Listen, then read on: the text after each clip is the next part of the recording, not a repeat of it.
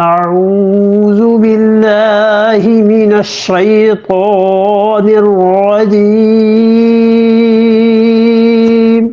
بسم الله الرحمن الرحيم والذين كفروا وكذبوا بآياتنا أولئك أصحاب الجحيم والذین کفروا، اور جن لوگوں نے کفر کیا، وکذبوا بآیاتنا، اور ہماری آیات کو جھٹلایا، اولئک اصحاب الجحیم، وہ ہیں لوگ جو دوزخ میں کے لوگ ہیں۔ یہاں پر یہ فرما دیا کہ دوزخ کے لوگ وہ ہیں، تو اس کا مطلب یہ ہے کہ جو ایمان والے ہیں یہ حقیقت میں دوزخ کے آدمی نہیں ہیں۔ اگر تعذیب کچھ سزا ملے گی بھی تو انشاءاللہ بہرحال اس کے بعد چھوٹ کے وہ جنت میں جائیں گے۔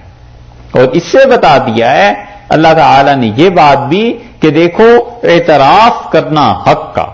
سچائی کا، اور اس بات پر پابند رہنا کہ انسان عدل انصاف قائم کرے، سچائی کا ساتھ دیتا رہے، یہ اتنی بڑی چیز ہے اعمال کے ساتھ ساتھ، اعتقاد اور ایمان کے ساتھ ساتھ، کہ اللہ کے ہاں سے جنت کا اجر دلاتی۔ اور کفر اور تکذیب، جھوٹ،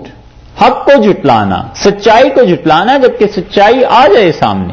اب اس سے آنکھیں پھیرنا، اس کو جھٹلانا، خام خواہ کی حجتیں اس میں، یہ آدمی کو اس راہ پر ڈال دیتی ہے جو راہ جہنم کی ہے۔ اور اس